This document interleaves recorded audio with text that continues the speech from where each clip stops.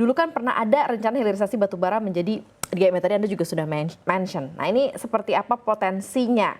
Kemudian kita kan selalu menilai nih, kalau seandainya memang projection DME jadi nih, berarti kan harus bisa punya affordability yang at least gitu ya, di bawah harga yang sekarang ada di pasaran gitu ya, LPG means gitu. Nah ini seperti apa Prof Anda melihatnya?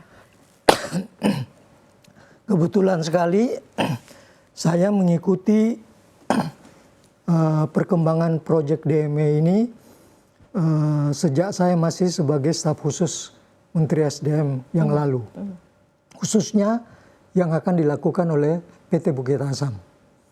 Nah, jadi ada beberapa kewajiban dari PKP2B yang diperpanjang menjadi UPK untuk melakukan hilirisasi batubara.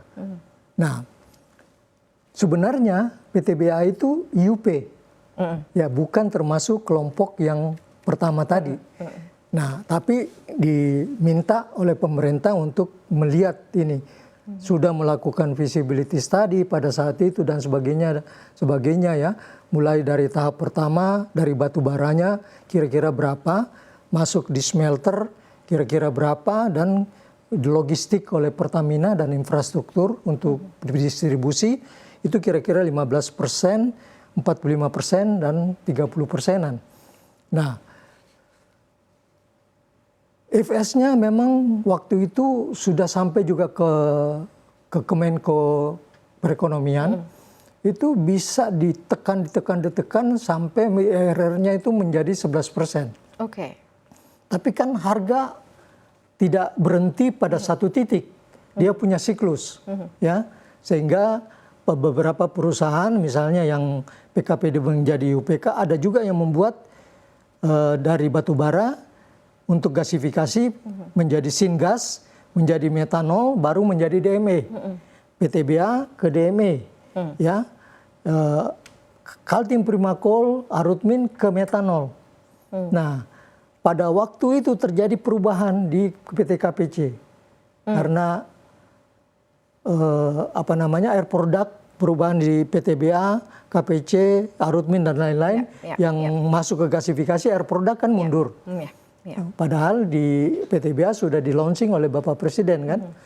Nah, itu kemudian tidak ada lagi yang bisa nyari partner yang kira-kira punya teknologi untuk DME. Walaupun sekarang ini katanya ada dari Cina, ya. Nah, jadi kemudian KPC mengajukan permohonan kepada Kementerian SDM untuk berubah menjadi amonia, dari metanol ke amonia ke arah pupuk. Ya, PTBA mencari partner yang sampai sekarang baru potensial partner, ya, dan akan melakukan kembali evaluasi dalam bentuk feasibility study untuk melihat keekonomiannya. Nah, jadi memang berproses dan tidak banyak yang punya teknologi, dan salah satu kelemahan kita di dalam hilirisasi itu khususnya di nikel dan batu bara, kita tidak punya teknologinya, apalagi manufacturingnya. Dan kita membayar, perusahaan-perusahaan itu membayar cost yang sangat tinggi di teknologi dan manufacturing. Terbukti di nikel. Sampai sekarang ini semuanya kita banyak sekali yang membayar cukup mahal untuk teknologi dan manufacturing itu. Nah, jadi perkembangan DME ini kemarin kami diskusi, ya. Harga DME di Amerika dan Eropa itu kurang lebih 900 sampai 1000 US dollar per ton, ya. Nah, di Cina dan Asia itu kira-kira 400-an. Ya, 400-an. Nah, kalau kita memproduksi DME ini lebih dari 400, itu keekonomiannya nggak masuk. Ya, tapi tentunya kita perlu melihat keseluruhan. Dan ini akan dilakukan oleh beberapa perusahaan yang mendapatkan tugas, bukan tugas, diminta gitu ya. Nah, diminta untuk melakukan proses dari batu bara menjadi DME untuk mengganti LPG yang kita sampai sekarang masih defisit. Berarti konklusinya apa? Artinya transfer teknologi atau seperti apa? Meskipun ini kan Anda katakan di sini belum ada, berarti kan? Transfer teknologi kalau kita mau lakukan lama sekali, ya. Jadi misalnya saya berikan contoh saja, pada tahun sekitar 2007-2008, kami komisaris dan direksi dari PT Antam pada saat itu, saya juga kebetulan di situ, itu berkunjung ke Cina. Dan kami melihat pilot project untuk smelter RKF masih skala laboratorium. Paling tinggi skala pilot, itu tahun 2007-2008. Tapi apa yang terjadi di menjelang tahun 2020 atau sebelumnya, itu sudah RKF-nya sudah maju sekali dan dipakai hampir 90% untuk memproduksi nikel pig iron dan ferronikel untuk industri besi baja.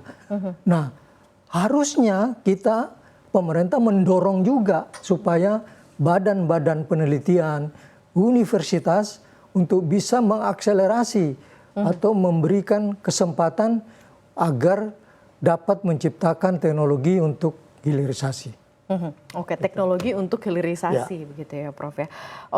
Kalau kita lihat dari sisi pemerintah sendiri kan resmi merilis RUPTL 2025 sampai dengan 2034 ya, Prof ya, di mana di dalam dokumen itu menyebutkan bahwa pemerintah dan PLN masih memasukkan rencana tambahan untuk tambahan energi dari PLTU berbahan bakar batu bara sampai 6,3 gigawatt. Nah, ini Anda melihatnya seperti apa sih untuk batu bara sendiri nih? Anda lihat sebagai sumber energi di tanah air dalam jangka panjang. Dan apakah Anda juga melihat kepentingan ketahanan energi versus transisi energi di Indonesia ini dengan berlakunya atau masih berlakunya kembali PLTU di Indonesia? Jadi pendapat saya ya, bahwa batu bara sebagai sumber energi khususnya di Indonesia ya, itu masih akan berlangsung lama. Dan itu saya tuliskan juga di dalam buku saya, Batu Bara Menuju Transisi Energi. Jadi sebenarnya kalau kita memang menginginkan ke arah energi bersih, yaitu energi baru terbarukan ya, maka harus berjalan beriringan antara penggunaan batu bara dan pengembangan daripada energi baru terbarukan yang bersih. Kalau ini misalnya salah satu pincang, misalnya terjadi kelambatan dalam pengembangan energi hijau, maka pasti batu bara masih dibutuhkan. Karena sampai sekarang masih yang paling murah. Ya. Nah, jadi memang dari rencana pemerintah yang dikeluarkan oleh Kementerian SDM, pada tahun 2060 di mana target Indonesia menjadi net zero emission, itu produksi batu bara kita masih 350 juta ton. 350 juta ton. Jadi menurut saya memang apalagi di Jawa ini, ketergantungannya terhadap PLTU, beberapa PLTU yang tersebar dari barat ke timur itu, ada satu aja yang anjlok, itu bisa-bisa kita nggak bisa main handphone. Ya, nggak bisa siaran karena listrik mati. Listriknya nggak ada, betul.